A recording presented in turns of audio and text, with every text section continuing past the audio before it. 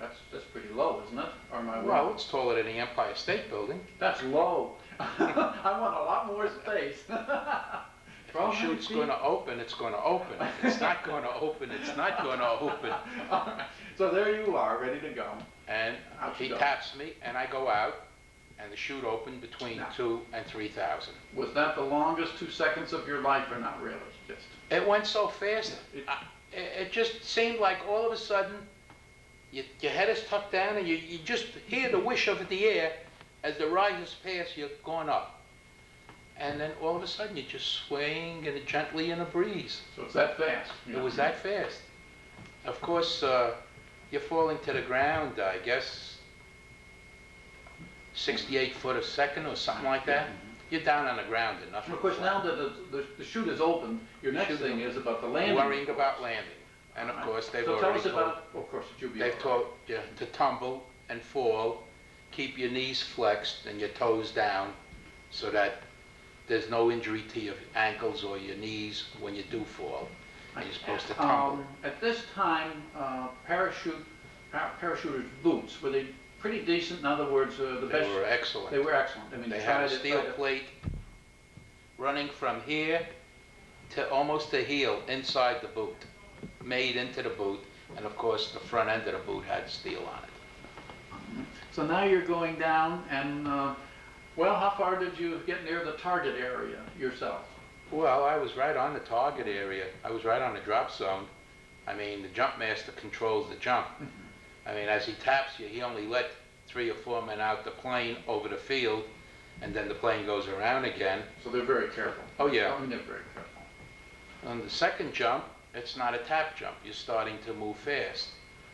Well, like I say, for the first jump, it took me 3.5 hours to pack the chute.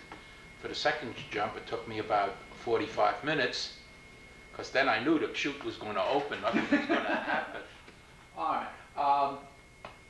Some of the fellas decide, one jump's enough.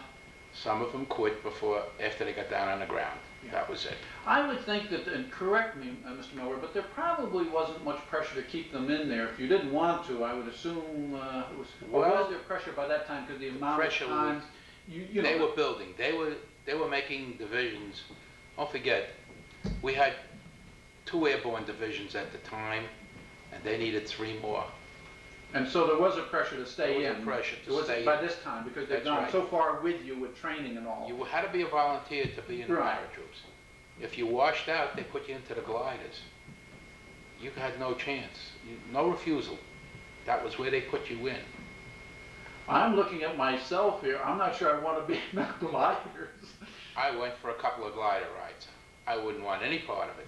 It's the eeriest feeling at the bottom part of your stomach you could ever have. It's just so helpless. They're flimsy.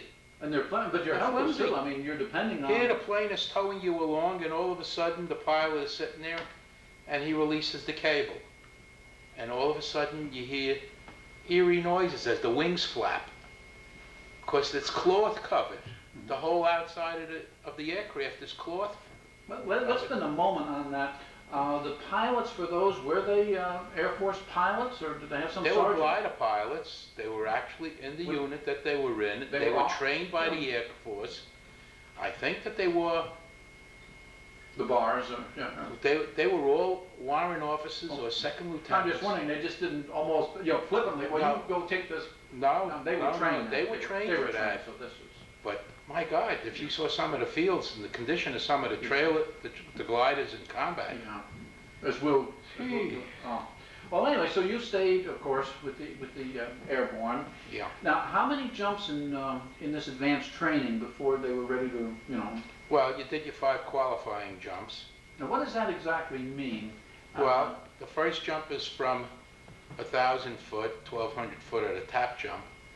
The second jump is 3 airplanes emptying their men all together simultaneously, so that you're 48 men in the air at one time. But you're still on that lower air... Well, you're up to around 1,500 feet. A little bit higher. Yeah, not much higher, but up to 1,500 feet. The third jump, you already got 9 aircraft in the air flying, which they're moving into a company type status. You've gotten out of the squad, the platoon into the company type, which is 9 aircraft, which is a V of V's. It's 3, 3, and 3. At this time of the war, were they getting into dropping light equipment? Oh, yeah. I'm thinking like machine guns, or did they? No, you carried that with you when you went down. Light machine guns, a 30 caliber light, you carried with you if you were a machine gunner. You carried all your weapons with you. Going down. Going down. The only thing you really didn't carry was your mortars, your base plates, and even some of those guys that had the little 60s carried them with it. But they were beginning to drop the mortars along with you? Oh, yeah, and artillery. They were beginning to, I mean, I didn't realize how far, as the war progresses, more and more of this. That's Now, right. let me go back to the parachute for a moment. It fascinates me.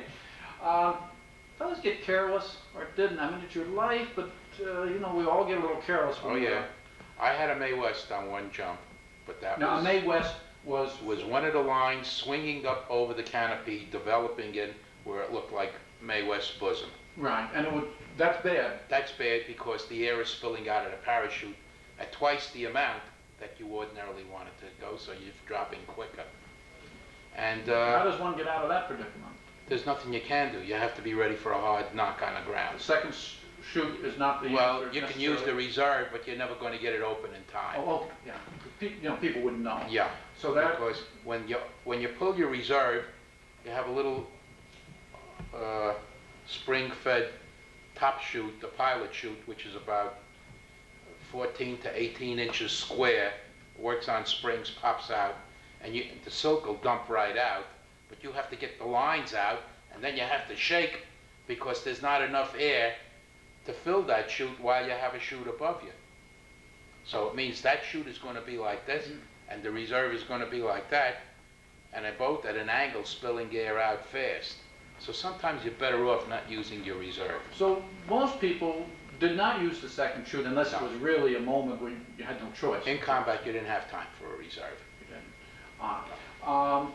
Now, the other thing I would be worried about going down, besides bumping into other people going down, which is not the fun. How about landing on somebody's Well, do parachute? you want to go over that? Or the equipment? I mean, I don't want to be hit by some kind of a... You don't get Or- hit by equipment Oh, because it's pretty tight. But land on somebody's parachute and watch the guy running across, try to keep his parachute from collapsing as he runs across the other guy's parachute. You just can't hop off on the near side.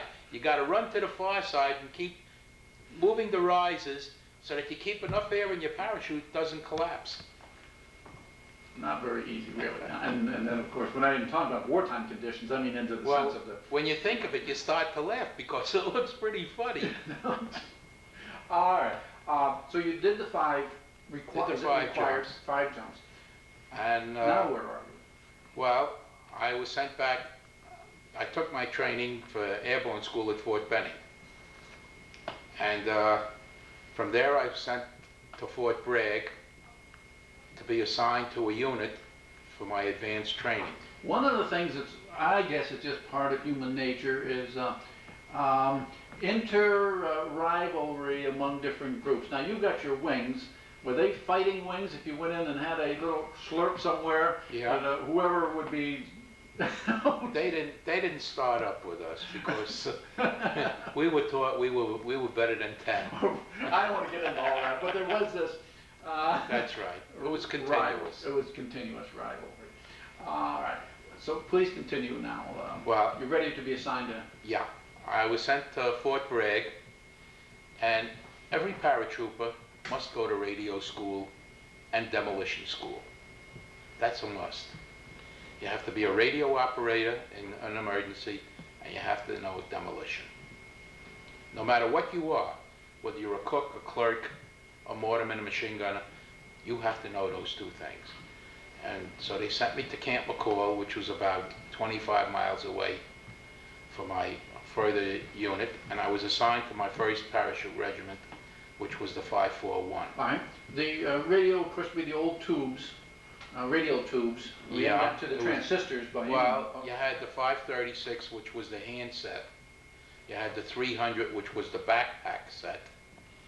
And then they taught you a certain amount of Morse code just in case. All right. You had to be able to do 20 words a minute in Morse code. I couldn't do 2 now. No, well, of course, the time is. Now, I'm interested, what was the other thing you had? You had to have the Demolition. radio. And demolition. Demolition. Good training? Very good. Excellent. It just showed you that they were preparing you to be dropped behind enemy lines. This really isn't esoteric, but there were laws, I'm thinking from the First World War on, or somewhere in there, all these laws of war, you know, I mean, procedure. And one of the things is you're not supposed to shoot at people coming down in parachutes. Was that at all observed? I mean, you had said, forget that. I mean, would you want to comment on that? I'll get we'll to that get into when that we come to okay. D-Day. Or when we get to D-Day. But that wasn't there such an international? I Yeah, thought it but was at least, it didn't mean a It thing. didn't- The it didn't. Japanese were notorious for it. The Germans did it on and off. Right. I don't know if the Italians did yeah, it. but that this was just it. Yeah. paper. That was a paper thing, Right. basically. I'm interested, what about the officers? Were they going with you through the line, or they had their own jumps? I mean, the officers... Oh, no, they were right with us. A parachute officer went through the same class you did. Oh, he did? He was in a platoon of officers Mhm. instead of a platoon Yeah. of enlisted men, and did exactly what you did. Oh. Didn't make any difference. You went to radio and demolition school. He went to radio and demolition school. What's the highest officer you ever saw jump in combat? My division commander, And- General Gavin. General Gavin jumped? Yeah. He No, was the because you first- always think of, you know, He was the first man out of the plane in Normandy. He was the General first Gavin? man out of the plane in Holland. I'm a little taken back. I mean, in He pleasantly... carried I'll an say this. M1 rifle. He did. Now, General Gavin, for the younger people, is really a very respected general of the war. But I never knew that He's buried at West Point. that he did actual jumps, and he did. They all did. They did. General Ridgway, who was the commanding general of the 82nd Airborne when we were overseas in Africa, he jumped. He didn't jump into Sicily because No. it was a combat team that went into Sicily. But he wasn't 50,000 miles back, No. and you know, that's... He was I learned he was in the lead plane that Gavin jumped out of. So here you are, you've had your training, and you're ready to go. Yeah. And well, of course. And you were assigned. No assignment yet. You were going to be shipped to a replacement as a unit. The 82nd was already overseas in Africa. Right, now we had two airborne divisions, the 82nd. The 82nd and 101st. What were the other three? Do you remember, Bob, that eventually... You had the 13th, the 17th, and the rest were all individual regiments. But I'll get to that because I eventually was assigned to one of the individual regiments. I finished all my advanced training, and now I'm ready to be assigned to a permanent unit. Of course, I'm going to ship overseas immediately, but I get a 10 or a 15-day delay en route to Fort Meade, which is the POE that I'm going to be shipped Now, what's to. POE? Port of Embarkation. Fort Meade was in Maryland. We're talking 1943 now. Yeah. What was, and this is another tough one, what was our military situation? Because the turning point comes kind of in 43. Were we, at that moment, did it seem like we were winning, or were we Well, holding our own, or losing? They had beat the Africa Corps in Africa, and we At were this time, pretty right? well set And in that- Africa. In other words, That's it. Rommel had already left Africa. Right. And the They still- Kasserine Pass had already been done. Taken in Italy. And Sicily had been taken yet? No, not Sicily yet. had not yet No. been taken, and No. you're ready now I'm ready to to go go. overseas. Right. All right. Well, I got my delay en route. I went home, of course, and then I reported back to Fort Meade, which didn't make sense, but that's the way the Army operates. Because from Fort Meade, they brought me back up to New